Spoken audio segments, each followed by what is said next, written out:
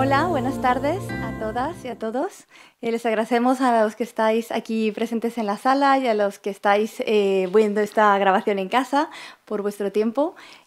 Os agradecemos por estar aquí en esta 23 edición de la Semana de la Ciencia, que el grupo de Buen Trato del Colegio de Psicólogos de la Psicología de Madrid tiene la suerte de estar.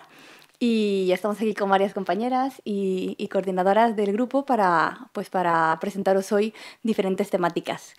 El objetivo que tenemos hoy es hablar de aquellas técnicas innovadoras para el tratamiento de servicios y de atención a personas mayores. Vamos a hablar de la atención emocional, el cuidado de la salud emocional y psicológica de las personas mayores. Vamos a hablar del tratamiento del dolor crónico. Y vamos a hablar también de otro tipo de dolor que puede causar muchas dificultades, mucha disminución de la calidad de vida en las personas mayores, que es el dolor psicológico. Y bueno, yo para esto quería hablarles de que el objetivo de estas técnicas, de toda esta atención, este tratamiento que se desarrolla desde la psicología, es poder llegar al concepto de buena vida para las personas mayores. Y este concepto de buena vida, en la definición que hace el Ministerio de Derechos Sociales, en su estrategia de desinstitucionalización, fijaros cómo describe este concepto.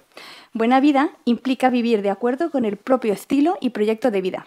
Esto incluye la cobertura de necesidades básicas, tanto físicas como emocionales, como sentirse seguro, querido y respetado. Asimismo, implica vivir en comunidades que respeten la diversidad individual, sean accesibles y estén adaptadas a las necesidades de cada persona. Así que nada, yo con esto os doy la bienvenida. Yo soy Esther Camacho, coordinadora, una de las coordinadoras de este grupo, que tenemos también a Sara Martínez de Pedro, y también tenemos a Gemma Sanz Ponce, y nada, les damos la bienvenida y a empezar con ello. En esta primera mesa vamos a tener a dos compañeros del grupo.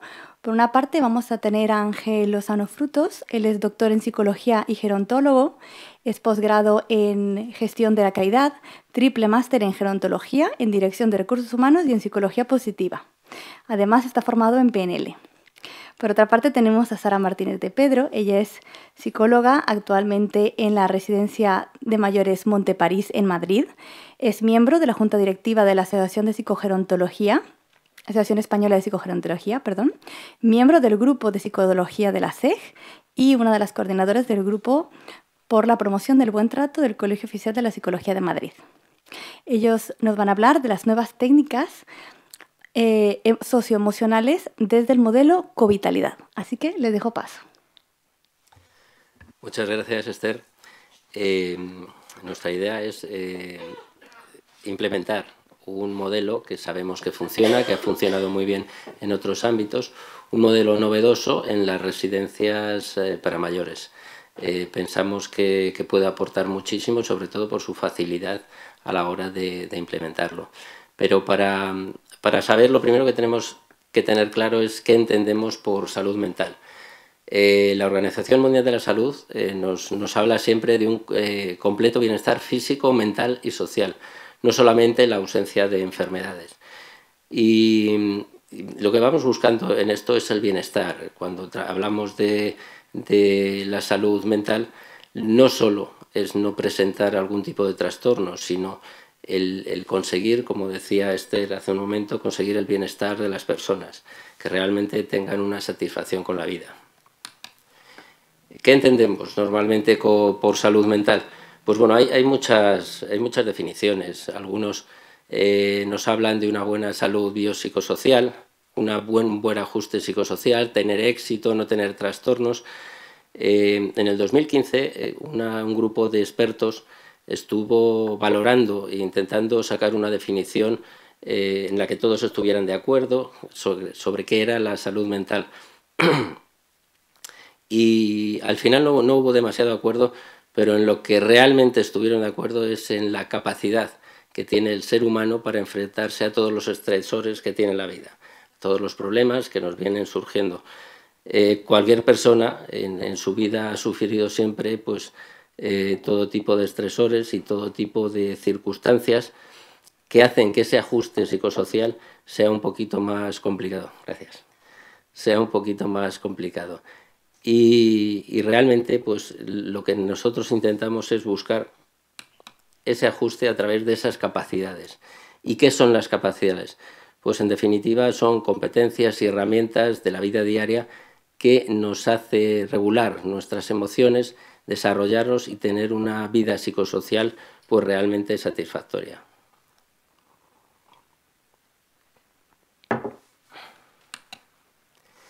Desde este enfoque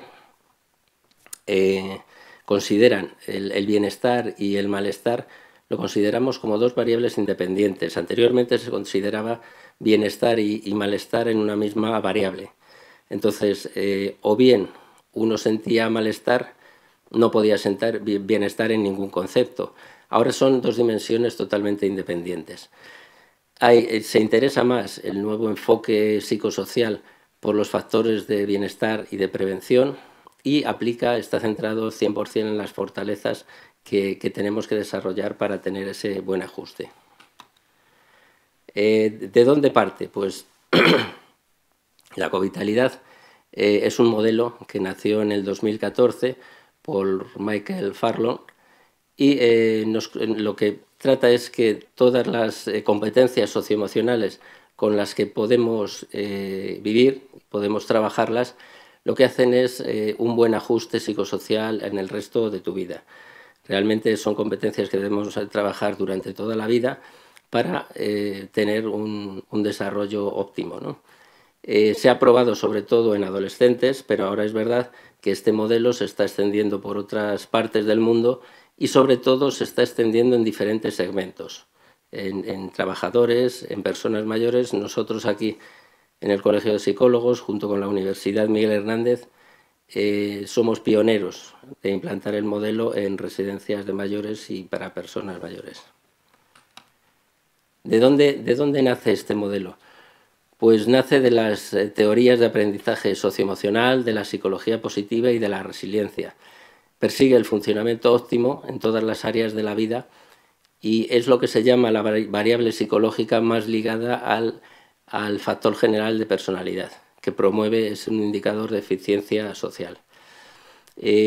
Muchos modelos han sido valorados, sobre todo modelos dentro de la inteligencia emocional, son valorados y han tenido gran repercusión a la hora de implementarse en la sociedad. Desde Daniel Goleman, todos lo conocemos, pues bueno, hubo un boom de la inteligencia emocional y todos han funcionado, pero nosotros, ¿por qué nos decantamos por este modelo? Pues por algunas cosas sencillas, como puede ser que este modelo atiende a cuestiones, al contexto, cuando otros modelos realmente no hacen caso o por lo menos no lo valoran tanto. Este modelo sí atiende a las variables contextuales. Otro de los factores es que, aparte de las variables que tiene el modelo, tiene un efecto sinérgico de todas ellas juntas, que también es algo a valorar y que también es algo que influye en ese ajuste psicosocial. Y por otra parte, el modelo bidimensional de lo que es salud mental.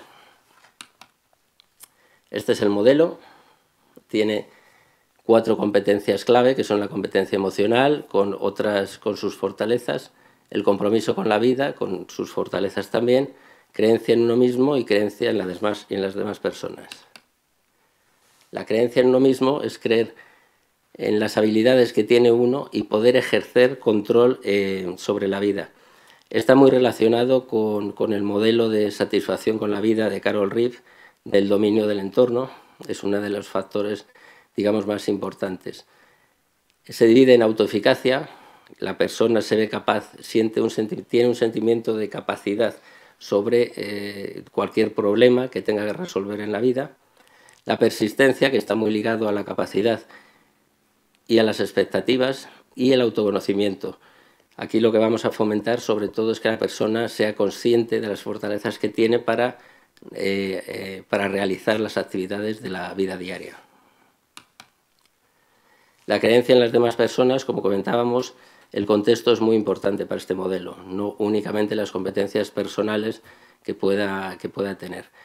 La relación que tiene con la familia, con los residentes y el apoyo residencial es fundamental. Bien es cierto que tenemos que entender Cuando hablamos del apoyo que siente la persona, es una percepción. Muchas veces no está tan ligado a lo que realmente se está haciendo por él como la percepción que se tiene. Está muy ligado también con el modelo de Carol Reed de la dimensión de las relaciones positivas. Dentro de la competencia emocional es la creencia en las propias emociones y en las de las demás personas, que influye en la relación que pueda tener esta persona con el resto de las personas del entorno residencial. La empatía, bien es cierto que no siempre la empatía es positiva. Hay una empatía cognitiva, que realmente es la que tenemos que fomentar, y una empatía emocional, que esa debe tener un grado ajustado, el grado justo, ¿no? El autocontrol, saber esperar, saber pensar para relacionarse y no saltar de una manera, pues bueno, irracional. Y la regulación emocional. La regulación emocional, sobre todo, tiene que ver con la interpretación que se le da a las cuestiones. El saber cambiar el enfoque cuando alguna, digamos, cuestión no te ha gustado, pues conseguir una reevaluación positiva de ese pensamiento. El compromiso con la vida es la manera de estar involucrado, una manera significativa. El compromiso, desde luego, es acción. El compromiso es hacer algo, sobre todo, por una tarea que te absorba. Está muy, muy en relación con el concepto de fluir y está muy relacionado con la dimensión de propósito en la vida de Carol Reed. La gratitud es algo más que el sentirse agradecido, no es simplemente el dar las gracias, es el reconocer todas las cosas positivas que tenemos en nuestra vida y saber enfocarnos a ellas y, sobre todo, generar ese hábito de conocer esas cosas y de ver las cosas que más nos favorecen y que son positivas. El concepto de CEPS es un concepto un tanto peculiar, porque es difícil traducirle al español. Es una cosa como entusiasmo, motivación, energía con la que la persona ejerce un trabajo. Yo hago un pequeño paralelismo con el concepto de felicidad, que a mí me parece que la felicidad es el levantarse todos los días con ilusiones nuevas. Pues realmente eso es lo que fomenta, ¿no? Y el optimismo, que es la tendencia a ver las cosas de una manera positiva, ¿no? El optimismo nos va a dar fuerza, nos va a dar motivación, nos va a dar ganas de hacer cosas. Todas ellas se van a retroalimentar. Todos estos conceptos, unos a otros, se van retroalimentando. Por ejemplo, el autoconocimiento. Cuando una persona se conoce y realmente conoce sus fortalezas, eso va a repercutir sobre todo en la autoeficacia de esa persona, va a hacer que tenga más persistencia, sea más optimista y la relación con el entorno sea muchísimo mejor. Nosotros hemos añadido para este estudio la autoaceptación, que es otra de las dimensiones de Carol Reed, que precisamente con el segmento de población que estamos tratando nos parecía importantísimo la actitud positiva, sobre todo positiva presente y pasada, el aceptar los aspectos que las personas han pasado y realmente saber perdonarse en algunos momentos. Este modelo de salud mental pensamos que se ajusta muchísimo y se ajusta muy bien al modelo asistencial de atención integral centrada en la persona. Encontramos muchas cuestiones que son muy parecidas, como el segmentar la población y atender de forma personalizada a cada uno de los residentes, ¿no? Por eso lo utilizamos. Se utilizan protocolos que son individuales y grupales, como ocurren en los dos modelos. El concepto bidimensional de la salud mental, que antes hemos hablado, el papel central de las fortalezas y habilidades. Nos parece también fundamental y nos basamos precisamente en eso, en las competencias socioemocionales. Una visión multidisciplinar y de trabajo en equipo es un modelo que permite trabajar de una manera conjunta dentro de la residencia, dentro del centro residencial, con una parte de residencias, con todos los residentes, pero también de manera individual con cada uno de ellos. Por supuesto que están centradas en la calidad de vida y el bienestar y da importancia al apoyo social. ¿De qué conocemos del modelo de covitalidad? Pues es un modelo que funciona bien, que se ha aprobado en muchos países, que tiene distintas equivalencias de género, grupos y que se ha aprobado sobre todo en unos segmentos de edad. Y nosotros queremos, bueno, pues ser pioneros en probarlo, en este modelo, en las residencias de mayores. Los niveles altos se ha probado de covitalidad por todos los resultados que tenemos internacionales, que dan un gran bienestar psicológico, promueven una salud mental, la ausencia de problemas psicológicos, una conducta prosocial, calidad, satisfacción con la vida, ausencia de ideación suicida, de depresión y de ansiedad, son uno de los síntomas que protege sobre ellos. Y los tipos de informe, pues como comentábamos antes, hay distintos tipos de informe. Unos que son individuales, para hacer tratamientos a la persona de manera individual, a través de una sesión con el psicólogo. Informes de grupo, que pueden ser distintos grupos que pueda haber dentro de la residencia, en distintas plantas o en distintos aspectos que puedan estar. Informes por toda la institución, de toda la residencia, o por localidad, que pueda ser pues, de determinada ciudad. Y lo más importante quizá que son las alertas que nos proporciona.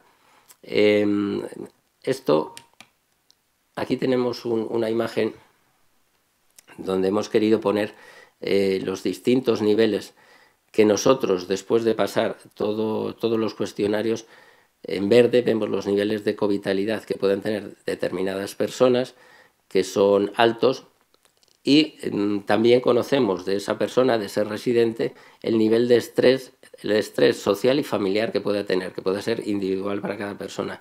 Pues como veis, cuando tiene un nivel de covitalidad muy alto y los niveles, los estresores son bastante más bajos, bueno, digamos que ese grupo de personas, ante una posible crisis, nos puede preocupar un poquito menos, porque tiene recursos para afrontar esas crisis.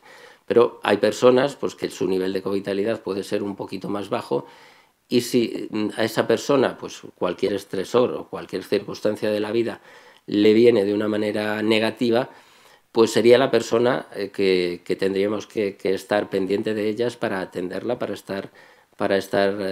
que no le afecten tanto esos estresores. Como veis, es un modelo preventivo, porque antes de que pueda venir esos estresores sabemos a qué personas pueden afectarle más.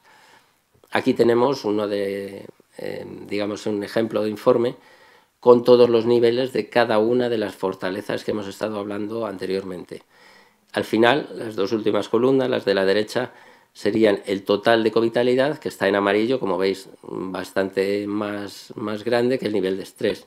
Entonces, esta persona nos preocuparía menos. ¿Qué ocurriría si el nivel de estrés por circunstancias personales, familiares, puede tener esa persona aumentara?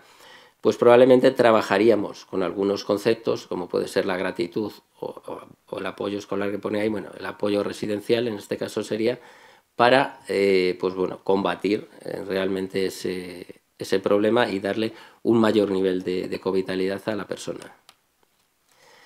Hemos establecido una similitud con, bueno, hemos estado hablando de las similitudes que tiene con Carol Reef, con el modelo de bienestar de Carol Reef, pero también vemos que tiene muchas similitudes con otro modelo, que es el modelo PERMA de Martin Seligman.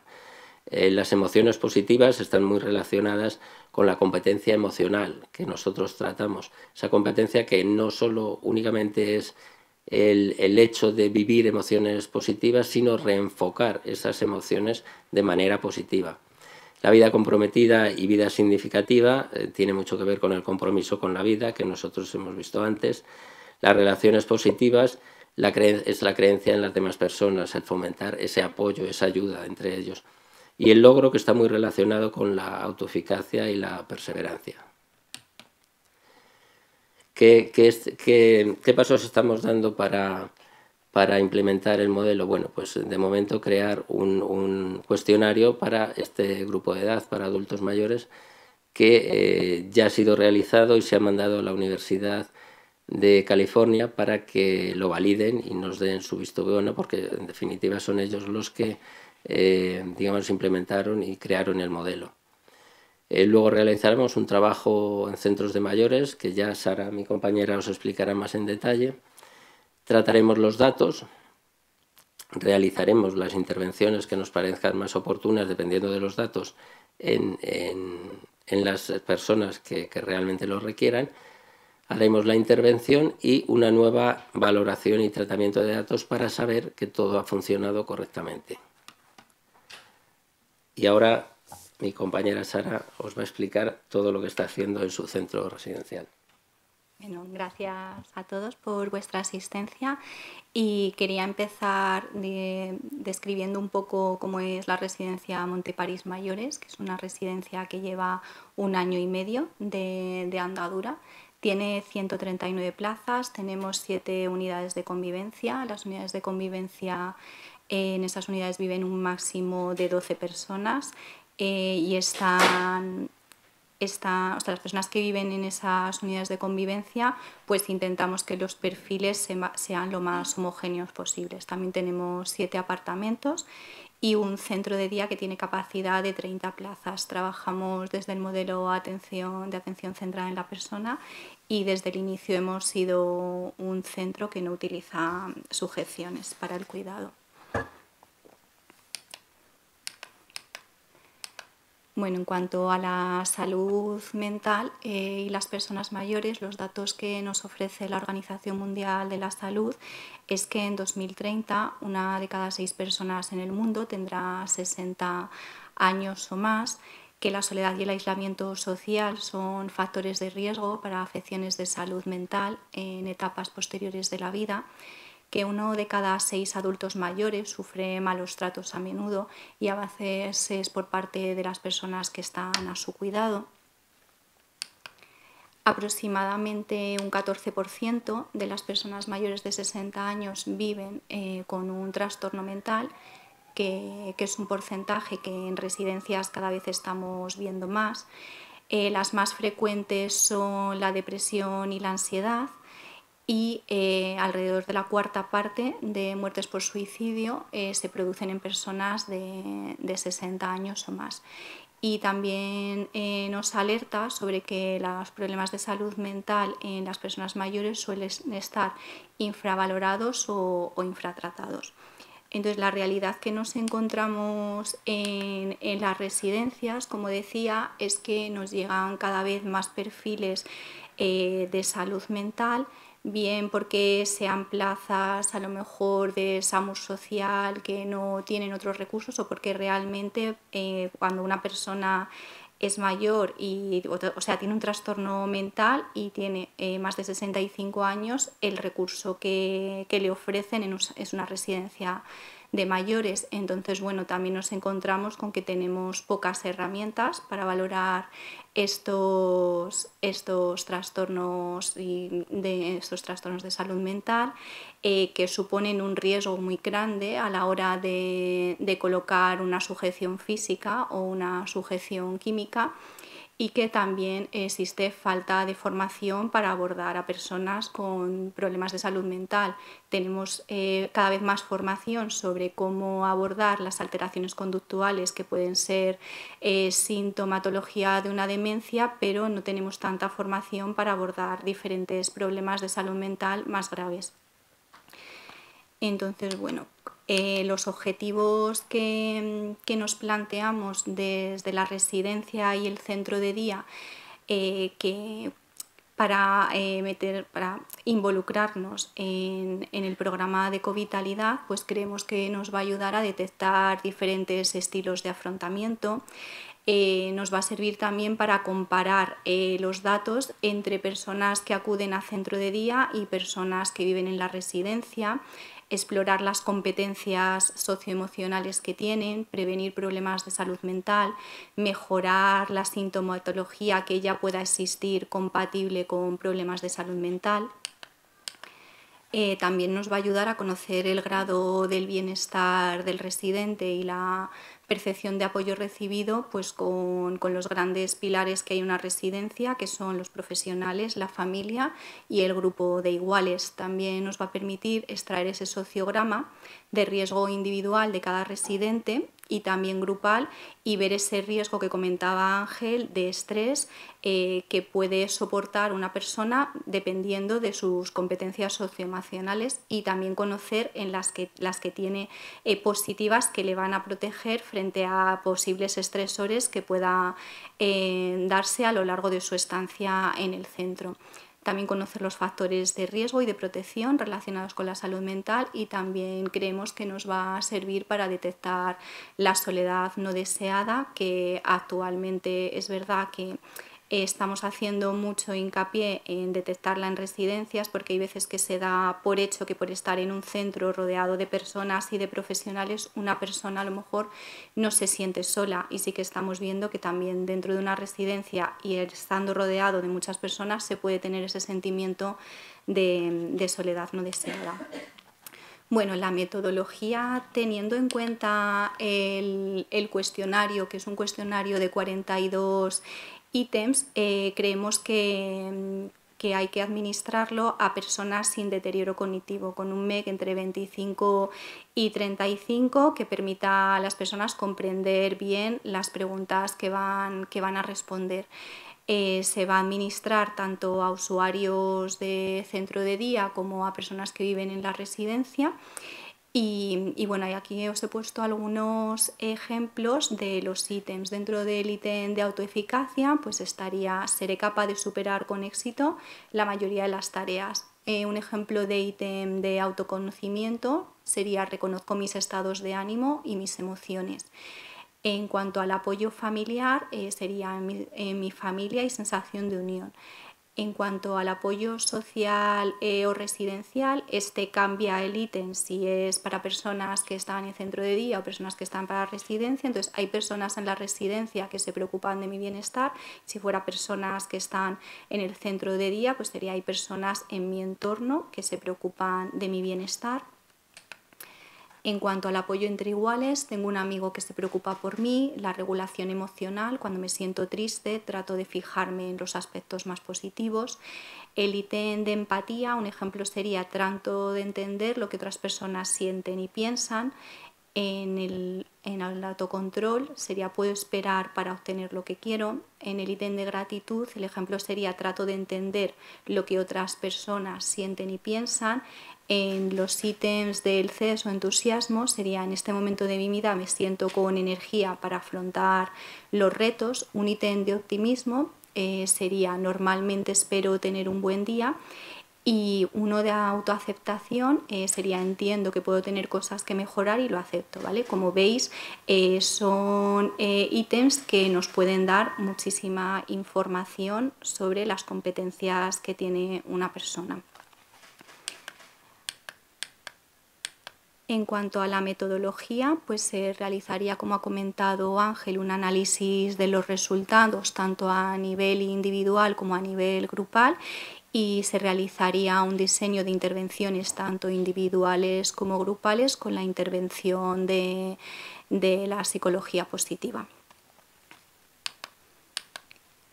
Los beneficios según el modelo de intervención, pues creemos que podemos obtener información para aumentar y completar la historia de vida presente. Sabemos que la historia de vida es muy importante porque nos da mucha información sobre las vivencias que ha tenido la persona, su experiencia, pero en una residencia también es muy importante recoger la historia de vida presente, lo que en ese momento a la persona le motiva, le gusta. También creemos que puede darnos mucha información para apoyar a la persona para que construya un proyecto de vida en el centro que tenga sentido. Nos va a ayudar también a diseñar y a ofertar actividades que realmente sean significativas. nos va a dar mayor conocimiento a nivel emocional, que esta información nos puede servir para la resolución de conflictos, para la hora de crear diferentes grupos, ver qué competencias tienen las personas para poder adaptarse a los cambios. Sabemos que a lo largo de su vida en la residencia se enfrentan a varios cambios, entonces el conocer esas competencias nos puede servir, incluso nos puede ayudar a establecer dentro de esas personas algunas personas que pueden actuar como mentores para ayudar a personas que a lo mejor tengan esas competencias más bajitas, poderles apoyar en esos procesos de cambio. Y en cuanto al modelo de atención integral centrada en la persona, como ha comentado antes Ángel, está muy unido. Entonces creemos que desde ese modelo podemos dar soporte al área emocional y de salud mental, cubriendo esas necesidades que en la pirámide de Maslow están más arriba, y que desde el modelo de atención centrado en la persona no nos quedamos en las básicas, sino que tratamos de dar cobertura a también las que están más superiores. Entonces, por ejemplo, para cubrir las necesidades de relaciones sociales nos va a venir muy bien el factor de creencia en las demás personas, para las necesidades de estima, el factor de creencia en uno mismo, y para la autorrealización, el factor de competencia emocional y el factor de compromiso con la vida.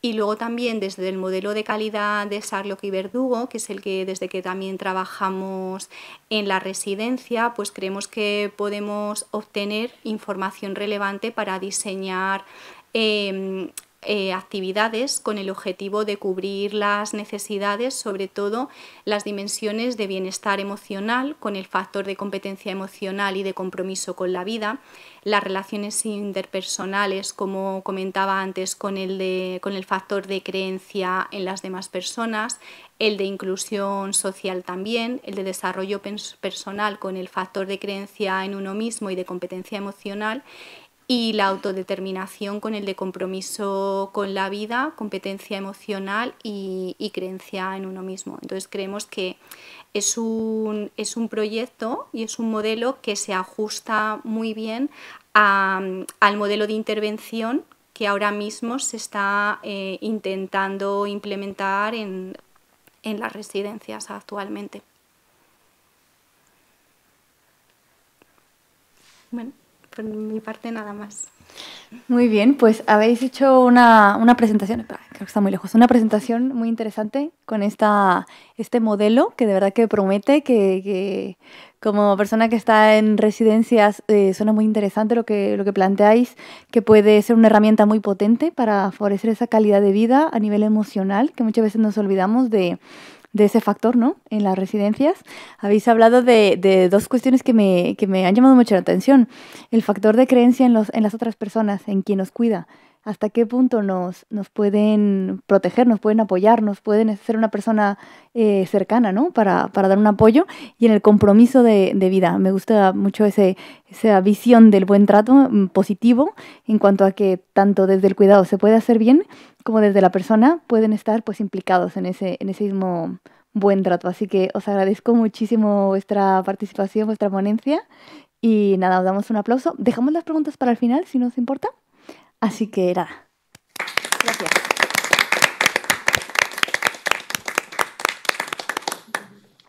Vale, pues ahora voy a dar paso a la siguiente ponencia que tenemos. La siguiente ponencia vamos a hablar sobre dolor crónico, qué es y cómo gestionarlo. Una experiencia de personas mayores institucionalizadas. Como sabéis, el tema del dolor crónico puede ser una cuestión que ocasiona bastante sufrimiento, bastante malestar a las personas pues, que lo están sufriendo. Acorta bastante su calidad de vida, sus capacidades de participación, de disfrute. Y es un gusto saber que hay profesionales como las que tenemos hoy que se dedican a trabajar este tipo de dificultades en las personas mayores, que no se les desahucia a pesar de la edad, sino que se entiende que esa prospección de vida continúa, ¿no? Y ese plan. Así que doy la bienvenida a Gemma del Castillo y a María Teresa Ortiz Navarro. Bienvenidas. Voy a presentarlas. Gemma del Castillo Mayo, ella es licenciada en Psicología, especialista en mediación de conflictos y en violencia de género, actualmente psicóloga en la Residencia de Personas Mayores de Vallecas, desde donde se ha centrado en impulsar el bienestar de las personas mayores y paliar los estragos vividos por la pandemia del COVID. También tenemos a María Teresa Ortiz Navarro, ella es diplomada en fisioterapia, experta en fisioterapia neurológica y en los últimos años ha trabajado en la Agencia Madrileña de Atención Social. Es valoradora de la dependencia, desarrolla su actividad profesional en la Residencia de Mayores de Vallecas desde el año 2020. Así que les doy la bienvenida y os agradezco por estar aquí. Hola a todos, gracias por estar aquí y por oírnos en casa. Y bueno, vamos a explicaros un poco una pequeña experiencia que hemos hecho en nuestro trabajo, ¿no? En una residencia de mayores de Lamas y bueno, sobre el dolor crónico. Todos sabemos que han aumentado los años de vida, que en las últimas décadas se ha dedicado toda la ciencia a que estos años de vida pues, sean más. Pero el problema es que los años de vida que aumentamos no se hacen con calidad, es decir, no está relacionado el vivir más años con vivirlos mejor. Todo lo contrario, se relacionan siempre con procesos patológicos, con procesos crónicos, con discapacidad, con dependencia. Entonces, hay muchos estudios, ¿no?, de que la población, sobre todo la población institucionalizada, pues hay factores en los cuales no podemos intervenir, no podemos modificarlos, pero hay otros que sí podemos hacer algo, los que trabajamos con ellos. Y uno de los factores que más prevalencia tiene y más prevalencia en personas ancianas y más todavía en gente institucionalizada es el dolor crónico. Entonces, bueno, nos planteamos qué podíamos hacer para mejorarles un poco la calidad de vida. Mi compañera como psicóloga, yo como fisioterapeuta, a ver qué se nos ocurría hacer. Entonces, bueno, empezamos a buscar algo para el dolor. ¿Por qué? Pues porque el dolor, hemos dicho que es un factor que podíamos intervenir sobre él. También porque en el dolor nos estábamos dando cuenta que nuestros usuarios eran personas que tomaban mucha medicación para el dolor y al final era medicación que les hacía poco porque siempre los tenemos en la consulta y siempre los tenemos por lo mismo y por más medicación que llevaban, al final siempre se iban quejando pues eso, de que les dolía y que no había forma de quitarlo y además tienen un rol social muy enfocado al enfermo y asocian mucho la enfermedad, el dolor y el envejecimiento como si todo tuviera que ir unido. Nosotros vimos que los tratamientos que se utilizan son siempre pasivos y obtienen pues, unos resultados pues, bastante escasos, ¿no? De hecho, al final son fármacos lo que utilizamos para el dolor y eso hace también que nosotros como profesionales, pues uno de los síndromes geriátricos que es la polifarmacia, pues también contribuyamos a ello, ¿no? En mandarle tantísimos fármacos. ¿Esta? El derecho. Bueno, en la primera diapositiva, luego veréis por qué. Cuando comprendemos algo, dejamos de temerlo, de Marie Curie. Luego veréis por qué.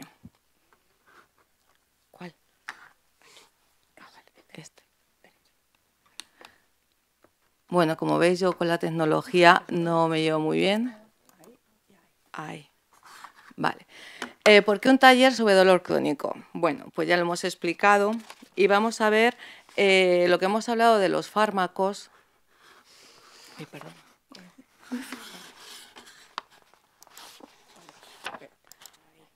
Bueno.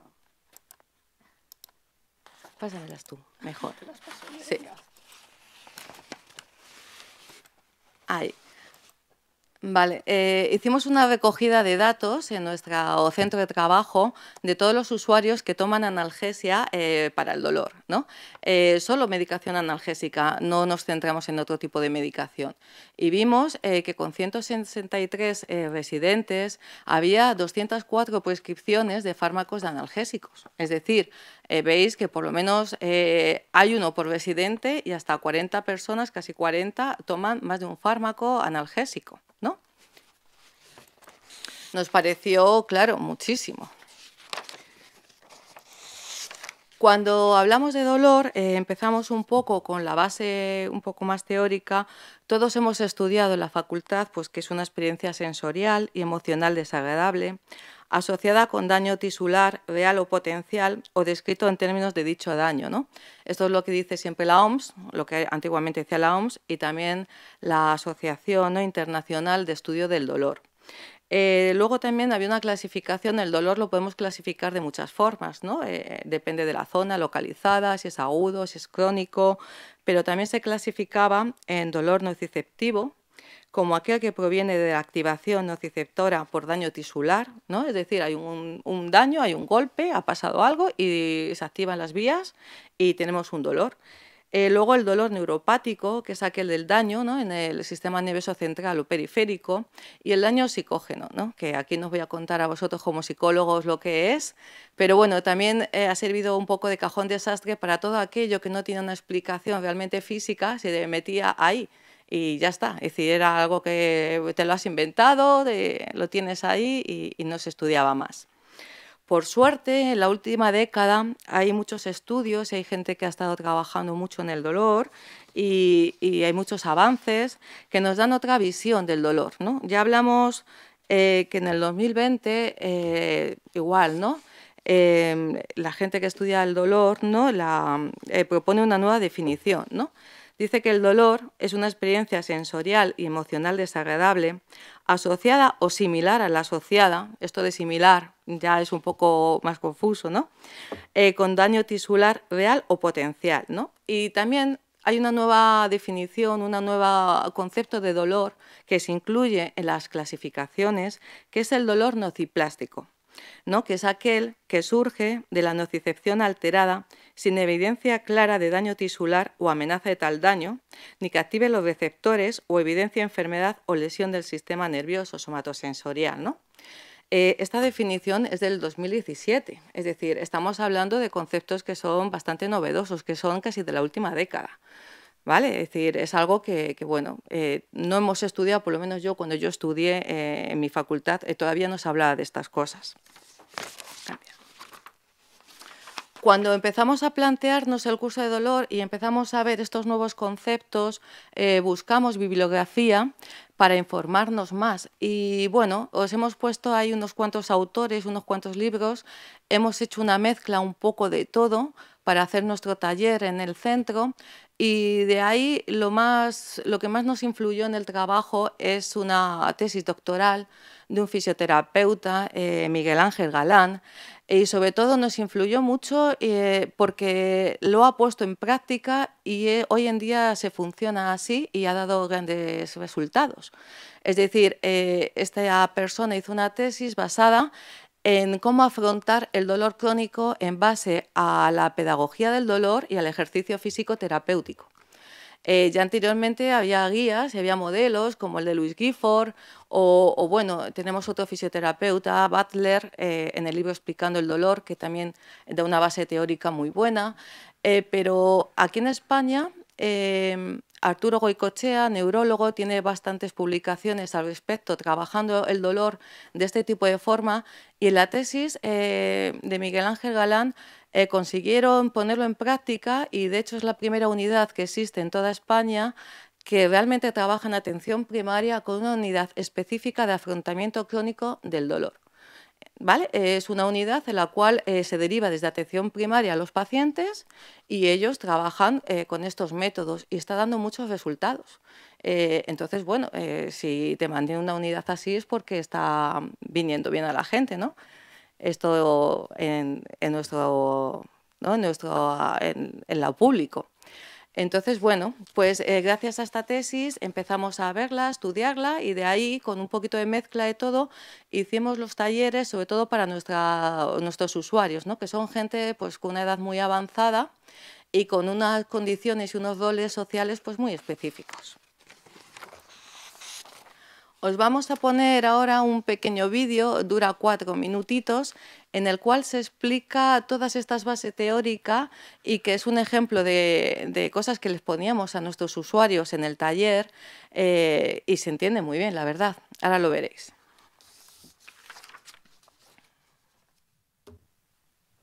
Sabemos que el dolor es una experiencia humana universal. Ahora sabemos que el dolor se produce 100% en el cerebro. Esto incluye todo tipo de dolor, no importa cómo se sienta. Punzante, sordo, fuerte o suave. Y sin importar la duración, puede sentirlo durante semanas o meses. Es el dolor agudo y es común en lesiones tisulares, como en problemas de espalda o esguinces de tobillo. Y generalmente te animarán a permanecer activo y a volver gradualmente a tus actividades, incluyendo el trabajo. O puede que lo hayas tenido durante 3 meses o más. Es el llamado dolor persistente o crónico, ya que en este tipo de dolor la lesión tisular no es el problema principal. Lo que no está tan claro al decirte que tienes dolor crónico es saber qué es lo mejor que puedes hacer al respecto. Bien, el dolor crónico es un gran problema. Afecta al 20% de la población mundial. Tener un cerebro que produce dolor continuamente, incluso cuando los tejidos están curados y fuera de peligro, no es divertido. Algunas personas dicen que aún sienten que debe haber algo mal. Pero solo es esto. Cuando se descarta la existencia de algo peligroso, los profesionales de la salud explican que la mayoría de los tejidos pueden estar curados en un periodo de 3 a 6 meses. Así que el dolor que continúa produciéndose en el cerebro no tiene tanto que ver con cambios estructurales en el cuerpo, sino con la sensibilidad del sistema nervioso. En otras palabras, es más complejo. Así que para intentar entender qué es lo que pasa, hay que reentrenar al cerebro y al sistema nervioso. Para ello es útil observar todo aquello que afecta al sistema nervioso y que quizá contribuya a tu experiencia individual del dolor. Lo que puede ayudar es mirar al dolor persistente desde una perspectiva más amplia, y usar un plan estructurado hará que no se olvide nada importante. Empecemos por la parte médica. En primer lugar, la medicación puede ayudar, pero solo por un tiempo limitado. Se necesitan enfoques más activos para reentrenar el cerebro. Así que usar medicación para ponerse en marcha está bien, y después la mayoría pueden reducirse e interrumpirse. Algunas personas piensan que la cirugía podría ser la respuesta, pero cuando se trata de un problema complejo, como es el dolor crónico, la cirugía puede no ser de gran ayuda. Así que si estás pensando en la cirugía, es mejor pedir una segunda opinión y recuerda considerar todas las opciones. Tras esto, ayudará a tener en cuenta cómo tus pensamientos y emociones afectan a tu sistema nervioso. El dolor impacta realmente en la vida de las personas y esto puede tener un gran impacto en tu estado de ánimo y nivel de estrés. Todos estos pensamientos y creencias también son impulsos cerebrales. Puedes aprender formas de reducir el estrés y relajar el sistema nervioso. Esto ayudará al bienestar emocional, así como a reducir el dolor. El tercer área a tener en cuenta es el papel de la dieta y estilo de vida. Resulta que nuestro estilo de vida puede no ser tan bueno para nosotros. De hecho, lo que comemos y cómo vivimos puede realmente estar contribuyendo a sensibilizar el sistema nervioso. Será un buen comienzo valorar actitudes como fumar, la nutrición, el alcohol y los niveles de actividad. Y si ves que hay algún problema, apunta estos aspectos en tu plan. A menudo será importante explorar un significado más profundo del dolor y la historia personal que lo rodea, mirando hacia atrás y observando todo lo que ocurría cuando comenzó el dolor. Muchas personas con dolor pueden descubrir enlaces útiles entre un periodo de preocupación y una imagen de agravamiento del dolor. Para muchos, reconocer emociones profundas puede ser parte del proceso de curación. Lo último, pero no menos importante, es la actividad física y la función. Desde una perspectiva cerebral, lo mejor es moverse en niveles cómodos y sin miedo, en los que el cerebro no se protege con dolor. Y así, recuperas gradualmente tus tejidos corporales. En conclusión, el dolor viene del cerebro y puede ser reentrenado, y mirarlo desde una perspectiva más amplia y global de la persona te proporciona muchas oportunidades para empezar. Así que busca una mano amiga. Si la necesitas, márcate un objetivo y comienza. Está bien, ¿verdad? Yo creo que lo explica bastante facilito y bueno, a los usuarios con mensajes tan sencillos y tan dinámicos, pues realmente entendían las cosas. Aprender sobre el dolor pues nos ayuda a cambiar la forma en que piensas sobre tus problemas y puede ayudarte a comenzar a planificar tus propias estrategias, ¿no? La fisiología del dolor puede ser fácilmente entendida. Esto es importante porque cuando dijimos que íbamos a hacer algo en nuestro entorno, en nuestro centro, todo el mundo pensaba que al ser población de 80, 80 y pico años, no iban a entender la fisiología y sí, pueden entender todas las cosas explicadas fácil y bien, lo entienden todo, es decir, tratamos con gente que es mayor de edad, pero ya está. También algo que dijimos y bueno, uno de los mensajes más importantes y que está en la diapositiva es que el cerebro decide 100%, siempre sin excepción, si algo duele o no. Esto es importante que ellos lo sepan, ¿vale? Que al final es el cerebro el que decide si está en peligro y nos duele o si no se considera el peligro y no nos duele tanto. Entonces, bueno, vamos a ver cómo hicimos los talleres en el centro y cómo propusimos pues, nuestro trabajo. El perfil de entrada al taller. El perfil de entrada al taller eran residentes sin deterioro cognitivo o con un deterioro cognitivo muy leve, ¿no? Un MEC mayor o igual a 25. Luego eran personas que asistían al departamento de psicología y de fisioterapia vinculadas siempre a un dolor musculoesquelético, ¿no? Con una persistencia mayor de 1 año, es decir, con un dolor crónico, sin referir a otros procesos agudos que lo justifiquen, claro. Eran residentes también cuyo dolor social siempre venía determinado por su percepción de sufrimiento y del dolor. Pues las personas que siempre se van quejando de dolor y que están hartas de tocar puertas y van a un despacho, van a otro y no encuentran a alguien que les alivie, ni los fármacos ni nada. Y luego todos los participantes tenían capacidad de deambulación con o sin ayudas técnicas y suficiente capacidad funcional para realizar las actividades que les vamos a proponer en el taller, ¿no? Tenían un levántate y anda con un tiempo inferior a 10 segundos, ¿vale? El taller, la duración fueron 6 sesiones de 1 hora y media cada una, con una frecuencia de 1 a la semana. Y había 1 hora de pedagogía del dolor. Y bueno, diréis, 1 hora, pues se nos quedaba corto, porque al final eran sesiones muy dinámicas, todo el mundo intervenía, se les explicaban las cosas muy despacito, si alguien no entendía pues se volvía a explicar, se ponían muchos ejemplos. El libro que hemos visto anteriormente de Explicando el dolor de David Balder es muy pedagógico y tiene muchísimos ejemplos que se entienden muy fácilmente y se pueden utilizar. Y bueno, pues era 1 hora, hora y algo que al final estábamos con una pantalla igual explicándole las cosas y bien.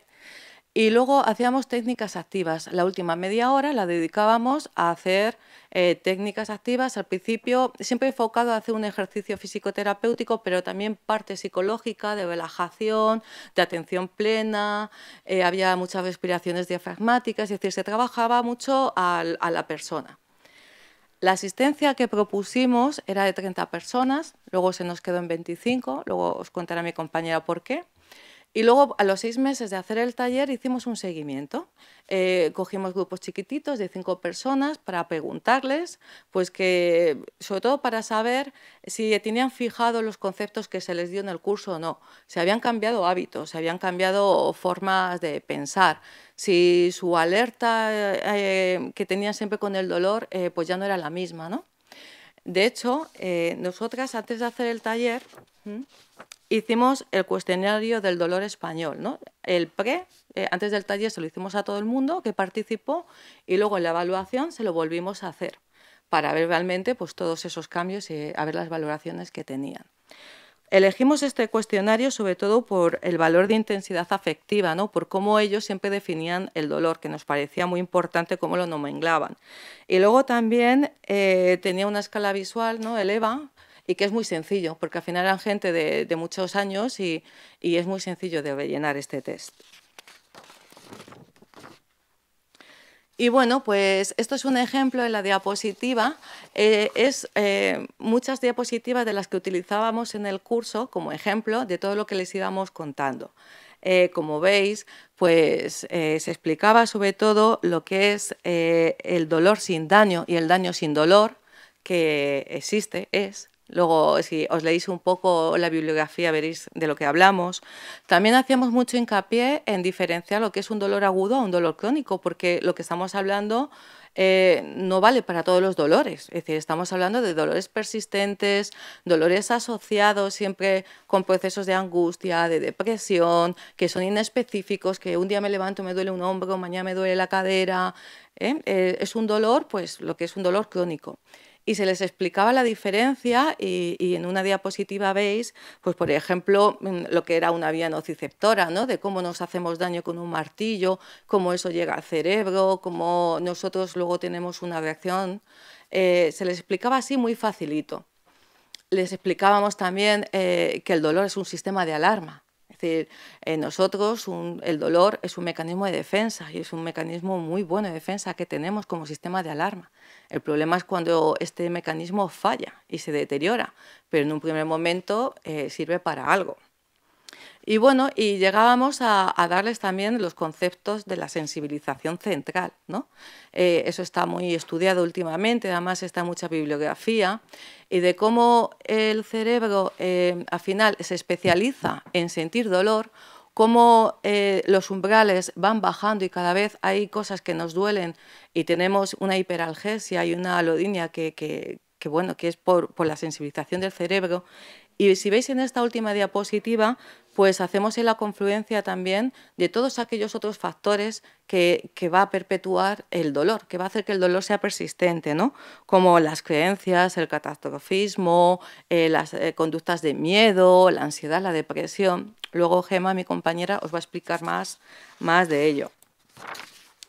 En cada taller, el taller al final dábamos pocas diapositivas, unas 10 diapositivas, en las cuales íbamos explicando y siempre teníamos unos mensajes, íbamos de forma reiterativa poniendo mensajes muy simples y siempre se lo íbamos recordando en cada sesión del taller uno a uno para que lo fueran interiorizando, ¿no? Por ejemplo, que el dolor no es igual a daño, que el dolor es un sistema de alarma, que el dolor se genera en el cerebro, que el dolor es un fallo de evaluación cerebral, ¿no? Es decir, las vías nociceptivas pues, han fallado y se llega a un estado de sensibilización central y que hay un error de evaluación cerebral. Y algo que es importante, muy multifactorial, ¿no? Que luego veréis, es también contarlos que el cerebro no soy yo. ¿Por qué? Sobre todo por la relación con el dolor psicológico, ¿no? Todo el mundo piensa que cuando te pasa algo, decimos que hay un dolor en el cerebro, es como si lo hiciera yo, pero nosotros les hacíamos hincapié al que el cerebro es un órgano, como otro cualquiera, como el corazón, como el hígado, y puede tener también sus propias patologías, y que al final el notar dolor y notar dolor de forma persistente, el dolor al final llega a ser la propia patología, aunque hubiese tenido al principio un momento agudo y un inicio agudo, ¿no? Y luego el mensaje mejor, más importante para ellos, es la neuroplasticidad. Es decir, que al igual que el cerebro cambia y se conforma, y hay ya estudios que ven que un cerebro con dolor crónico tiene una configuración distinta, es reversible. Es decir, se pueden hacer cosas para cambiarlo. Bueno, y mi compañera os cuenta el qué. Bueno, retomo yo desde aquí. Como os hemos comentado al principio y habéis podido ver en el vídeo, un problema complejo como es el del dolor crónico requiere una forma de atenderlo compleja también. Por eso en la unidad del dolor que nos basábamos, la de Valladolid, del fisioterapeuta Miguel Galán, una de las últimas adquisiciones que habían hecho era el Departamento de Salud Mental. Entonces, bueno, hemos visto que el dolor no es solamente la parte física, sino que es multidimensional. Y así se lo explicábamos a las personas que venían a nuestro taller. Algunos de los factores que fuimos explicando eran el contexto socioambiental, los valores culturales y variables más individuales, ¿no? Respecto a la cultura, pues hay muchos estudios, pero nosotros cogimos el de la Alemania Occidental y la República Federal de Alemania. Se hizo un estudio del dolor antes de la unificación. Entonces, la prevalencia en las dos Alemanias tenía una diferencia de un 15%. Es decir, en una población más o menos homogénea, ¿por qué había esta diferencia? Bueno, pues se fue comprobando que a los 2 años de la unificación la diferencia ya no era el 15%, sino que era un 4% entre una y otra Alemania. Y a los 12 años esa diferencia había desaparecido. La prevalencia se había igualado a la Alemania occidental, porque la cultura se había homogenizado. Al homogenizarse la cultura, se homogeniza la información sobre dolor crónico. Este estudio, estudios multiculturales los han hecho alrededor de todo el planeta. Hay estudios con aborígenes australianos y en todos viene más o menos a decir lo mismo. La cultura determina la percepción del dolor que tenemos también. Respecto al contexto socioambiental, bueno, nosotras trabajamos en una residencia pública y tenemos la población, yo creo que la persona más joven está ahora mismo en 66, 67 años y la persona más mayor yo creo que ya está en 101, si no recuerdo mal. Entonces tenemos una variabilidad muy grande. ¿Qué sucede? Que hay algo que es igual para todas las personas que tenemos en la residencia y es el rol de enfermedad. Cuando las personas llegan a la residencia han tenido que hacer todo el duelo del envejecimiento, ¿no? La pérdida de la identidad que teníamos cuando éramos personas productivas y trabajábamos y todas estas cosas, a cuando vamos a una institución, dejamos de producir y además nos tienen que cuidar. Que esto muchas de las personas que tenemos nosotras en la residencia lo llevan regular. Hay que decir también que nuestra residencia es un poco particular porque es una residencia de personas autónomas, es decir, el grado de autonomía es bastante alto. Salen, entran, hacen sus pequeñas compritas, hacen sus cosas. Entonces, tras hacer este duelo y esta pérdida de identidad, ¿qué sucede? Que deja un agujerito ahí. ¿Y cómo lo puedo rellenar yo? Pues el rol de enfermedad es un rol bastante goloso, porque el dolor lo que hace es que es una forma muy importante que tenemos de demandar atención y apoyo social. Y además nos ayuda a evitar actividades, que esto nos ha sucedido yo creo que a todos los departamentos, ¿no? De, ay, no puedo bajar a verte porque es que hoy me duele esto, estoy fatal de lo mío. Bueno, pues a veces ayuda un poco. Entonces, bueno, se van confluyendo cosas. También nos hemos puesto aquí envejecimiento y dolor, porque tenemos muy asumido, ¿no? Y esto es algo que hemos oído verbalizar en nuestra residencia y yo creo que a muchas de las personas que estamos aquí, cuando hemos acompañado a personas mayores, a nuestras madres, nuestros padres, al médico, y se quejan de dolor, la famosa frase de ¿cómo no te va a doler si tienes ya 90 años? Bueno, pues cuando nosotras, a mí me gusta mucho contar anécdotas, os lo digo ya, cuando nosotras estábamos preparando el taller del dolor y estábamos viendo la población diana que teníamos, pues entre las personas de nuestra residencia se comenta mucho, oye, pues están haciendo esto, están haciendo lo otro y funciona mucho el boca a boca. Entonces, una de las personas que estaba allí, Encarnación, que acababa de cumplir hacía poco los 100 años, acudió a mí, me dijo, ay, ¿qué estás haciendo el taller del dolor? Perdóname, pero es que yo no voy a ir. Y yo, pues me parece bien. Y dice, hija, es que a mí no me duele nada. Dije, pues ahí está, Encarnación, 100 años, no tiene dolor. Dolor no es igual a envejecimiento. Ya está. También hemos metido aquí variables individuales, lo hemos visto desde los compañeros de la primera presentación, la historia de vida es muy importante, los pensamientos, las emociones, las expectativas, todo lo que vamos generando, ¿no? Y luego las famosas dolencias o enfermedades de la tercera edad a nivel de salud mental, que son la depresión y la ansiedad. Todo esto va confluyendo para que al final sea un embudo que nos lleva hacia el dolor y el rol de enfermedad, ¿no?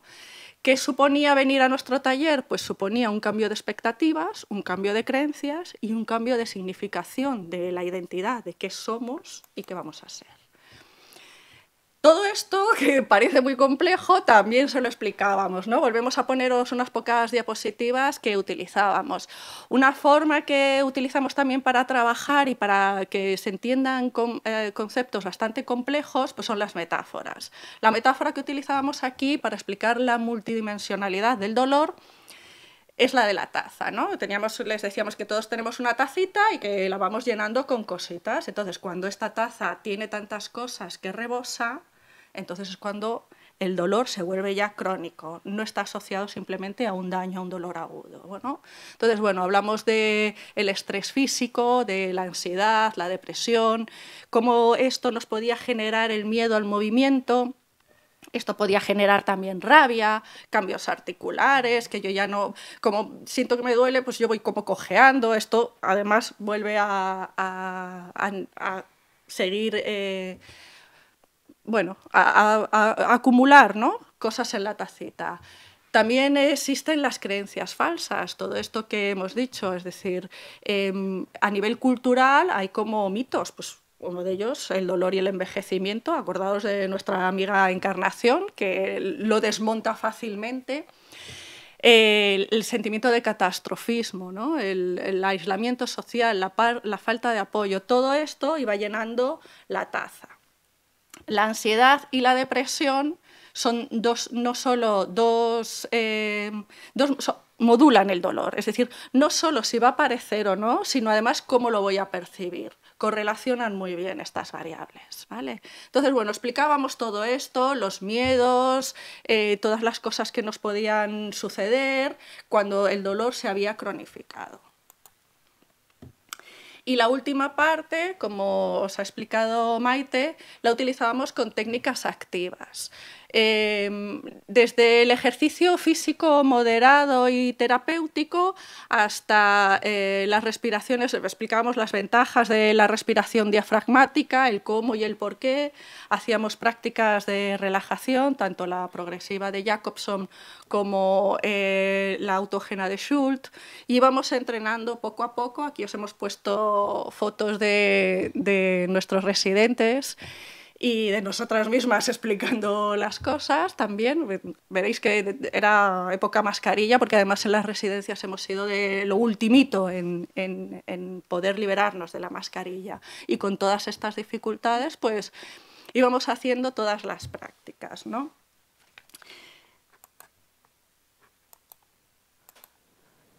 Bueno, en cuanto a las técnicas activas, sí me gustaría recordar que con 20 minutos, hay muchos estudios que demostraban que con 20 minutos de prácticas activas, de relajación, de respiración, se encontraba mucha mejoría a nivel de percepción del dolor, ¿vale? Ahora os vamos a mostrar un poco los datos que hemos obtenido nosotras en estas famosas mini reuniones que hemos tenido. Os hablábamos que comenzábamos con un grupo de 30 personas y el seguimiento a los 6 meses lo hemos hecho con 25. Una de las personas que falta fue un fallecimiento, que hemos quitado sus datos, y las otras que se fueron cayendo por el camino os las comentaremos ahora. Pero bueno, las sesiones de valoración que hemos hecho a los 6 meses, en septiembre, octubre, y la última yo creo que ha sido hace poquito, utilizábamos pequeños grupos de 5 o 6 personas para que facilitaran el poder dialogar, compartir y ver experiencias, ¿no? Y tener un poquito más de privacidad, porque al final el gran grupo no daba tanto pie a poder hablar desde el yo. Utilizamos una entrevista semiestructurada, el cuestionario español del dolor, que es el que habéis visto al principio, que incluye la escala visual analógica del dolor, autoinformes, y revisamos también la medicación que utilizaban después del taller. Bueno, de los mensajes que os ha comentado Maite, que íbamos metiendo en las diapositivas, ¿qué pozos han quedado? Vale, pues el más grande y el que más nos ha llamado la atención es la disminución del catastrofismo, ¿no? El catastrofismo es la tendencia a enfocarse desmesuradamente en la sensación dolorosa. Se magnifica el daño y además se percibe esa sensación como incontrolable, como que escapa a todo. Pues estas 3 cosas bajaron enormemente. La disminución del catastrofismo la encontramos en 23 de las 25 personas que entrevistamos. ¿Qué posibilitaba esto? Pues que al yo perder este miedo podía aumentar el ejercicio físico, que como veis es la siguiente columna. Muchas de las personas habían conseguido hacer cambios en hábitos y aumentar el ejercicio físico, tanto dirigido en las sesiones de gimnasia que hacemos, que hace Maite y la otra compañera fisioterapeuta en la residencia, como a ellos empezar a dar paseos, salir más. Otra de las cosas que habían fijado era la relajación. Habían cogido y muchas personas, sin ser guiadas las relajaciones, habían utilizado esta técnica para dormir o para controlar el dolor, y otras personas habían utilizado también el aumento de la conciencia corporal, ¿no? El dónde me duele, cuándo me duele, fijarme ahí, deshacer nudos. En menor medida, habían utilizado también técnicas de desplazamiento de la atención. Aunque todas las personas nos reconocían que cuando vienen sus familiares o cuando saben que tienen cocido en la comida o cosas positivas, ellos sienten que no están pensando en el dolor, que no les duele nada, que están mucho más activos, más alegres. Sin embargo, esta técnica la utilizan poco. ¿Por qué? Porque volvemos a los mitos. Si yo lo puedo controlar, cambiando simplemente la atención, entonces es que yo me imagino el dolor, y eso sí que no. ¿Vale? Entonces, todos estos nudos a veces nos cuesta un poco deshacerlos y que sea algo consolidado. Vale. Datos, aquí, antes del curso, la valoración de la intensidad del dolor. Pues si veis en el de la izquierda, antes del curso, en el pre, la mayoría, el verde y el amarillo, que es la mayoría de las personas, es superior al 50%, más de la mitad, califican el dolor como fuerte o insoportable, que son los índices más altos. Son de estos 5, hay 5 índices, pues los más altos son fuerte e insoportable. Y luego un 31% estaba en molesto.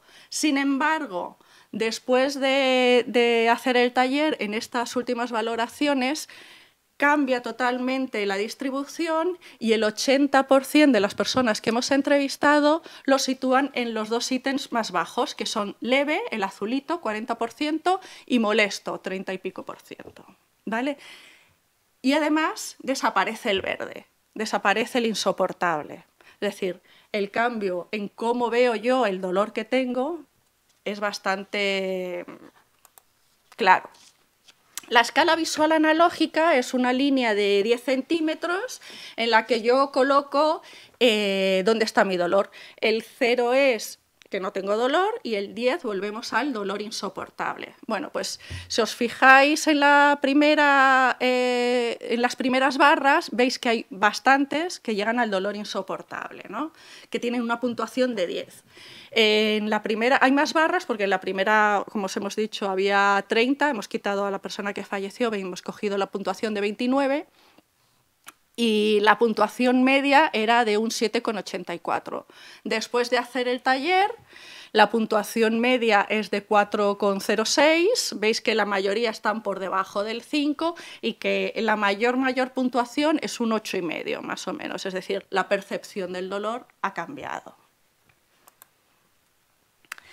En cuanto a temas ya más factibles, más tangibles, perdón, la medicación, ¿no? El gran tema. Habíamos hablado de la polifarmacia que tenemos. Bueno, pues nosotras miramos en la primera diapositiva la medicación en los 3 escalones que supone la OMS, ¿no? La Organización Mundial de la Salud va subiendo de nivel de dolor o de nivel de medicación. El primer escalón de la OMS está entre... bueno, en nuestra residencia principalmente es paracetamol y metamizol. El 48% de las personas habían disminuido o quitado directamente la medicación en este primer escalón. En el segundo escalón, que hay tramadol, casi todos suelen ser tramadol en nuestra residencia, hay un 12% que habían reducido medicación, ¿vale? O bien bajaban al primer escalón o bien la habían quitado. Y en el tercer escalón, que estamos hablando en este caso de fentanilo, los parches transdémicos, hay una de las personas que asistió al taller del dolor, llevaba 2 parches, se quitó uno de ellos. Y no lo cambió por nada, además, que a mí eso me parece, vamos, reseñable, altamente reseñable. Muchos de ellos, un 20%, quitaron las prescripciones que suelen hacer, son prescripciones de 111, 101, es decir, son prescripciones estáticas. Pues muchos de ellos no redujeron del todo, pero sí lo cambiaron por sintomático. Es decir, aunque yo tengo pautado un paracetamol todas las noches, si no me duele, pues no me lo tomo. ¿Vale? Entonces, Todos estos cambios se habían hecho. Luego había un 8% de las personas que entrevistamos que no tomaba nada de medicación, ¿vale? Y otro 8% que se traduce en 2 personas que no redujeron. Al preguntar el por qué no redujeron, nos dijeron que tenían miedo a la desobediencia a la doctora, a su médica. Que es lo que hablamos. Yo no puedo, en la residencia no pueden recetar de una forma de, bueno, si te duele te la tomas, sino no, pautan y luego ya nuestros residentes hacen lo que van viendo, ¿vale? Entonces, bueno, hablamos de las 5 personas. Bueno, primero de todo, sí que queríamos comentar que antes de realizar el taller habíamos seleccionado a 35 personas y hubo 5 personas cuyo perfil era adecuado para la actividad, para meterse en el taller, pero declinaron la oferta a participar. ¿Por qué la declinaron? Pues por lo que hemos comentado. El rol de enfermedad a veces nos determina mucho y resignificarnos requiere un esfuerzo muy alto. Hubo otras 5 personas que no tuvieron adherencia al taller, que asistieron a menos del 50% de las sesiones. Y de estas 5 personas estuvimos viendo también qué es lo que les había determinado. Bueno, pues vimos que el rol de enfermedad era algo determinante también para esta resistencia. Bueno, voy, pero no me convence lo que me decís, entonces falto, es que estoy muy mal de lo mío, me duele aquí y no he podido bajar al taller. Y también veíamos la sintomatología de la depresión. La relación depresión-dolor es como un círculo vicioso muy enfermizo en el que a veces la depresión agrava la percepción que yo tengo del dolor y el dolor a su vez hace que me aísle más, que esté peor y que aumente en sentimientos de tristeza, desvalidez y aumente y empeore la depresión, ¿vale? Y luego el pequeñito, el azul, era el miedo a la desobediencia de los médicos, con lo cual el personal sanitario tenemos que tener mucho cuidado con lo que decimos y cómo lo decimos. Propuestas de mejora. Pues hemos visto que es necesario para problemas complejos la implicación de todo el equipo técnico, es decir, no solo nosotras que éramos las entusiastas del taller, sino todo el equipo sociosanitario que trabajamos en la residencia tenemos que trabajar en la misma línea. Hemos visto también la importancia de la alianza terapéutica profesional-paciente, que esto está estudiadísimo, pero bueno, vimos que las personas que más afinidad tenían y que más acudían y más creían en nosotras fueron las que más asistieron y las que más mejoras informaron. Y nos han pedido incluir sesiones de recuerdo, lo cual quiere decir que la mejora percibida está ahí, pero que además quieren volver a alimentarse de todas estas sesiones que hicimos, con lo cual estamos planteándonos el volver a retomar este tema. En conclusión, bueno, pues lo que hemos podido sacar nosotras de conclusión es que las mejoras en la percepción del dolor crónico pasan por 3 cosas principalmente. La primera, el conocimiento de los mecanismos del dolor y las variables psicosociales que influyen. Esto que os hemos contado al principio de la pedagogía, ¿no? Y cómo el confiar en que personas mayores tienen interés y quieren aprender también es muy importante. También pasa por la activación física y cognitiva con objetivos alcanzables. Y, por último, un entorno facilitador de interacción y apoyo social. Hemos visto la enorme relevancia que tiene el apoyo social, sobre todo en personas mayores, y los peligros del aislamiento. Entonces, hasta aquí. Muchísimas gracias por vuestra atención y esperamos que os haya gustado. Gemma, Maite, os agradecemos muchísimo vuestra participación. Han vuelto a salir ese factor de confiar en las personas, ¿no? Confiar en las personas mayores, más allá del edadismo, ¿no? En contra de lo que nos solemos encontrar, pues confiar en que las personas pueden ser capaces de comprometerse con la vida y de hacer ese cambio. Y ha sido muy impresionante, sobre todo los resultados que habéis tenido han sido, vamos, increíbles. Así que muchísimas gracias. A ti. Hasta luego.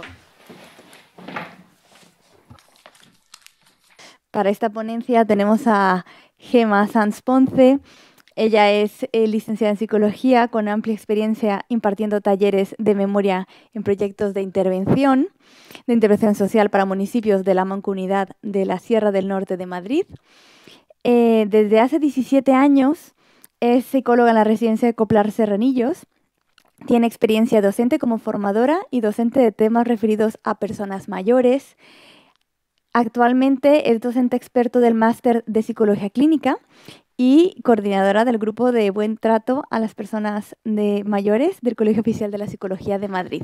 Así que damos la bienvenida a Gemma para que nos hable de seguir hablando de este tema, del dolor, esta vez a nivel psicológico en esta casa. Muchas gracias, Esther. Bueno, buenas tardes, gracias por estar a todos aquí. Y bueno, pues yo voy a recoger algunas ideas que me han parecido súper interesantes y que, bueno, que un poco yo enmarco en este punto y final de la mesa redonda de hoy. Un poco pues de cohabitabilidad, la soledad no deseada, cosas así que he cogido, la importancia de la historia de vida, pasada y presente, el proyecto de vida con sentido, actividad significativa, el dolor psicógeno, que han comentado ahora las compañeras, que me ha parecido muy, muy interesante. Y bueno, la coincidencia, yo creo que de las tres ponencias, en que la ansiedad y la depresión son los trastornos mentales en personas mayores. Yo en instituciones que llevo muchísimos años trabajando, la mayor prevalencia en trastornos mentales. Y estoy de acuerdo con Sara cuando decía que la población que ingresa en residencias últimamente pues es mucho más joven y nos encontramos, como decían Gemma y Maite, con personas de 60 y yo tengo el margen de unos 67, 68 años hasta los que están cumpliendo ya para los 102 años, justo. Entonces, bueno, sí que es verdad que hay un factor común, me voy a repetir, entre ese dolor psicológico, ¿no? Y esa pérdida de identidad cuando ingresan en una residencia y el impacto que tiene en la sensación de dolor y lo que les aporta. O sea, muchas veces es un protector, ¿no? Siento que llamo la atención, ¿no? Y que me van a hacer caso con ese dolor o voy a pedir una pastilla para ese dolor. Entonces, bueno, vamos a dar paso. Bueno, pues voy a explicar un poco qué es el dolor psicológico y longevidad, consecuencias del dolor psicológico y cómo actuar ante él. ¿Qué es el dolor psicológico? Pues bueno, yo he partido de una definición muy genérica que creo que en las tres ponencias se ha dejado un poquito caer y recojo así, pues hay tres componentes principales, el sensorial, es decir, hay un aspecto físico, me duele algo, me duele, lo somatizan, ¿no? Siempre decimos, lo somatizamos, ¿no? ¿Pero qué es eso? Pues me duele algo, pero no sé el qué. Tiene un aspecto motivacional también el dolor en lo relativo a fenómenos emocionales, como vamos a ver más adelante. Y otro factor cognitivo, que es la interpretación, como decían las compañeras antes, que hace la persona del dolor en función de la experiencia personal, del contexto sociocultural, de la atención que prestamos a ese dolor. Todo dolor siempre tiene un componente psicológico asociado. Efectivamente sentimos un dolor y cada uno lo procesamos y lo manifestamos de una manera distinta. Todas las personas hemos sentido un malestar general y no sabemos muy bien cómo definir, tanto nosotros como las personas mayores. Gemma lo puntualizaba y lo decía muy bien. Es decir, la edad no significa dolor, o sea, no es sinónimo de dolor. La longevidad no es sinónimo de dolor, pero sí que hay un dolor psicológico que podemos ver en personas muy jóvenes o en personas de mayor edad. Es una experiencia desagradable, ambigua, difusa, que no se puede describir ni definir de una manera concreta ni exacta. Es decir, la persona no puede decir lo que le duele en una parte concreta del cuerpo. Como muy bien decían las compañeras antes, estoy con lo mío. O sea, esa frase a mí me la repiten a diario, no sé cuántos, pues de los 100 y pico residentes que veo al día, pues lo repiten casi el 50% o más. No, hoy no voy contigo porque estoy con lo mío. Me duele lo mío, ¿no? Es una frase que yo creo que todas la podemos encontrar a diario en nuestra práctica profesional. Su causa no es física, es decir, no se puede explicar por una patología o una enfermedad concreta. Sí que bien es cierto que puede haber, pues como decían las compañeras, puede haber un un periodo en el que sí que ha existido un dolor, pero tendemos digamos, a alargarlo en el buen sentido de la palabra, pues con polifarmacia. ¿No? No, es que me duele, bueno, a lo mejor ese dolor ya pasó, ha sido por una causa concreta y ya ha pasado, pero sí que ha quedado esa vivencia de dolor y ese dolor que llamamos psicológico, que es ese tipo de malestar, sufrimiento, incomodidad e inquietud que tiene origen en las emociones. A mí me gusta, entre todas las lecturas que luego reseñaré en la bibliografía que he consultado para preparar esta ponencia, pues hablar del psiquismo del dolor. Todo dolor provoca una focalización de la atención psicológica que hace que surja ansiedad en la persona, que a su vez aumenta el dolor y así reiteradamente. Es decir, entramos en un bucle de me duele algo, le presto atención, me causa estrés y ansiedad y si no rompo ese círculo volvemos a repetir, con lo cual la vivencia del dolor se nos instaura de una manera que lleva a la persona que no puede manejarlo a estar en una espiral de un duelo constante, de algo que ha perdido la ausencia de dolor, de sentirse bien o la calidad de vida que hacía referencia Esther al presentar la mesa redonda. Además, la frustración que supone no saber manejarlo o cómo encontrar ayuda externa para manejarlo. El dolor psicológico se puede dar en cualquier edad, en concreto en personas mayores e institucionalizadas. Yo sí que veo que hay un aumento en el sentido de la pérdida, como decían las compañeras, en la pérdida de esa identidad, de esa pérdida del entorno familiar, social, todos los vínculos emocionales y sociales, incluso de actividades diarias, cambia a la hora de entrar en una institución. ¿Qué causa este dolor psicológico? Yo encuentro dos cosas o suelo ver dos causas principales. Los duelos en personas que están en instituciones, el duelo por las pérdidas, que con frecuencia no aumentan con la edad, por el fallecimiento de la pareja, hermanos, familiares, pero no solo pérdidas afectivas, también pérdidas a nivel funcional, físico, de la identidad de ingresar en una residencia.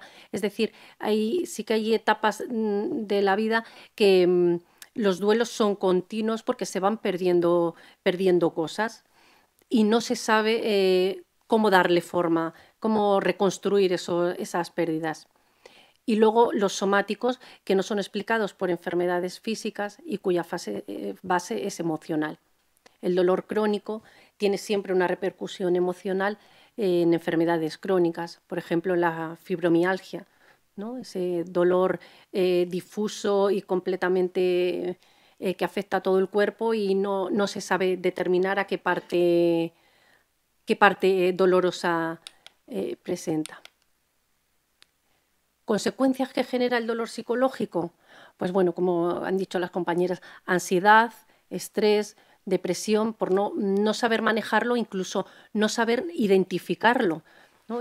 Por parte incluso del personal. Yo me encuentro muchas veces, como hablaba Sara, en instituciones tenemos muchísima formación ahora mismo en alteraciones de conducta, de buen trato, de atención centrada en la persona, tal, pero no se habla de temas de trastornos mentales como la ansiedad, el estrés o la depresión que pueden suponer el dolor psicológico y otras situaciones en personas que viven en residencias.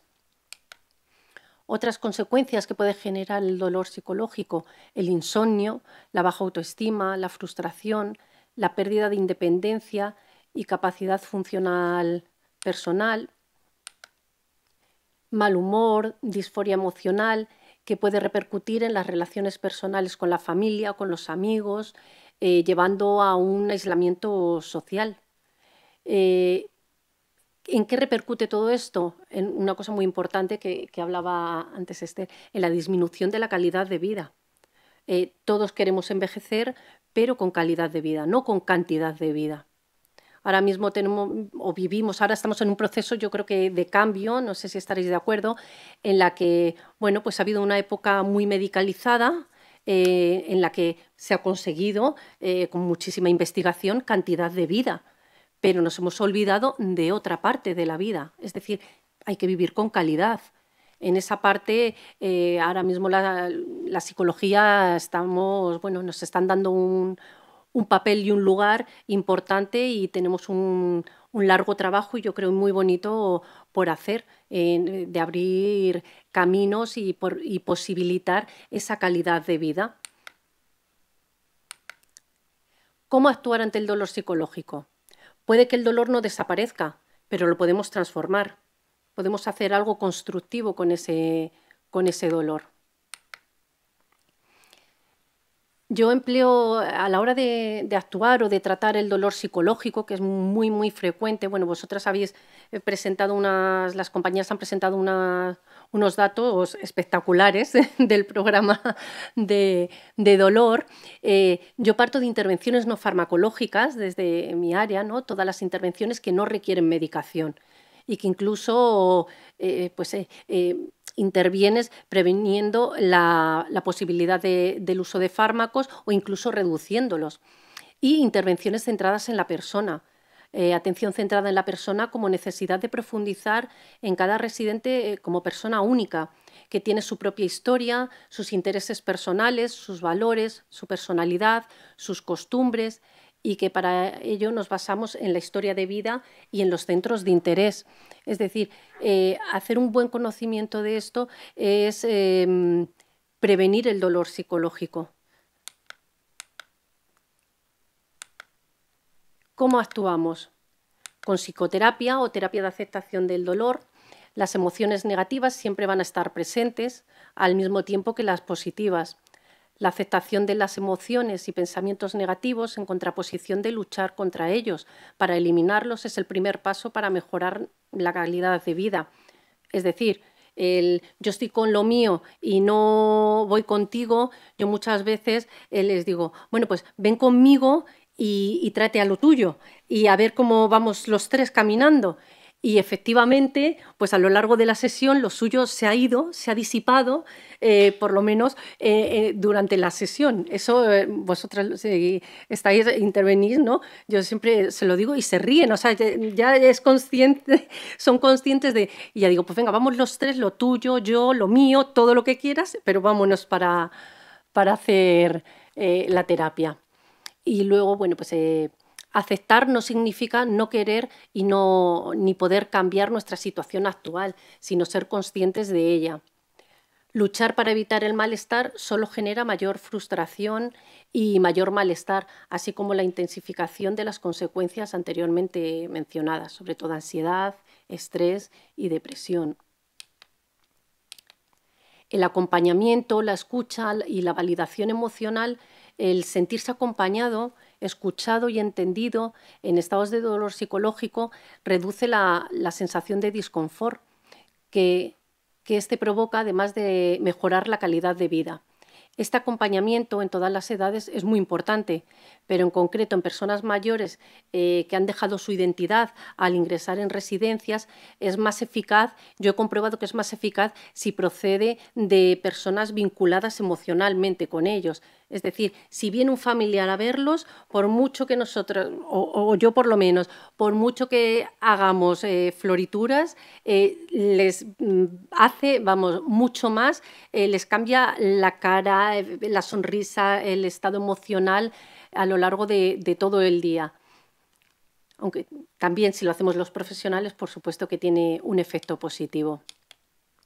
La actividad física, mantenerse activo, con una actividad física diaria, puede ser simplemente caminar 30 minutos al día, produce un estado de bienestar físico y mental al aumentar la generación de endorfinas a nivel cerebral. La relajación, técnicas de relajación como respiración, visualización, la relajación progresiva de Jacobson o el mindfulness, la terapia basada en el vivir en el presente, en aceptar las emociones negativas, consiste en la práctica regular de ejercicios y técnicas que mejoran la relación con nosotros mismos y con nuestro entorno. Entre sus beneficios está la disminución de la ansiedad, del estrés y, en consecuencia, del dolor psicológico. Importantísimo, actividades significativas en el contexto de la atención integral centrada en la persona. Como su nombre indica, son actividades elegidas por la propia persona, basadas en sus aficiones, intereses de ocio, sus gustos y preferencias que refuerzan su autoestima. Actividades que formen parte de su vida cotidiana, reforzando su percepción de autocompetencia y valía personal. Actividades productivas, novedosas, que les permitan aprender cosas nuevas, fomentando el desarrollo personal. Actividades reforzadoras de las relaciones sociales, fomentando la prevención del aislamiento. Y, por último, ¿qué no hacer?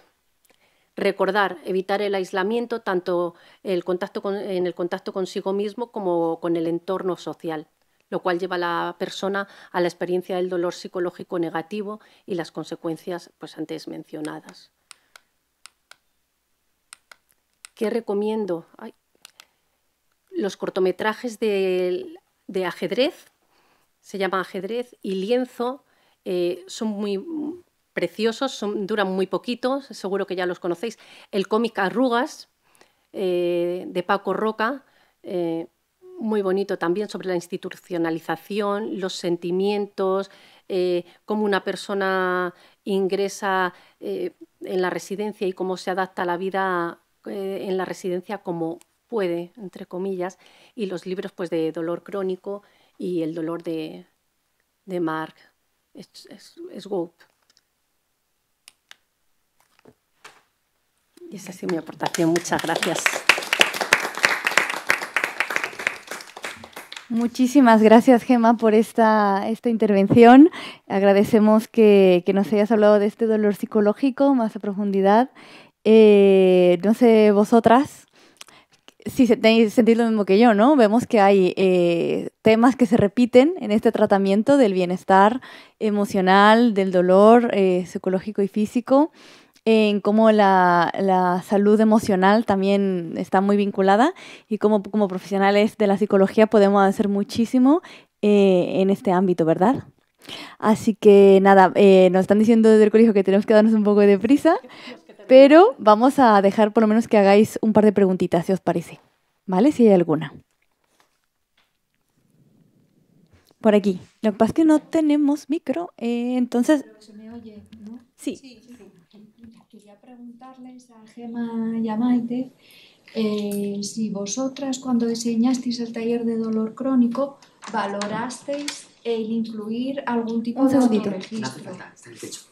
Sí, los autorregistros, o sea, todos son autorregistros. El cuestionario del dolor en español que sacamos, la escala, la línea, todo eso lo hacen, es autoinforme todo.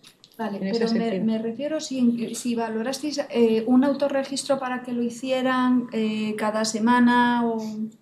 No, como seguimiento de la sesión, cada persona traía su libretita. Es cierto que les gusta mucho tomar apuntes a algunas personas en nuestra red, sí, pero no les indicamos, como indicación no indicamos que tomaran nota de ninguna de las cosas. Pero es verdad que al estar institucionalizados los estamos viendo todo el día. Entonces las personas que en las sesiones, cuando hacíamos la pedagogía del dolor, veíamos que tenían más dudas o tenían más problemas o había alguna cosa que no captaban, luego siempre había un refuerzo. Cada día que venían a terapia, cada vez que venían a fisioterapia, cada vez que iban a gimnasia, mueve esta zona que te va a venir bien, tuve tu dolor.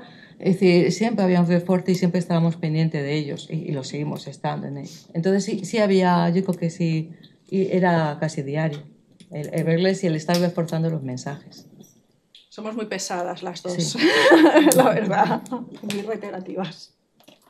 Genial. ¿Alguna otra duda? Ya estamos. Bueno, pues el colegio lo va a agradecer. Pues por último, daros las gracias, dar las gracias a esta casa, ¿no? El Colegio Oficial de la Psicología de Madrid, por acoger estas jornadas, por permitirnos estar aquí hablando de personas mayores, de mejorar su calidad de vida y de lo que podemos hacer como profesionales. Así que muchas gracias.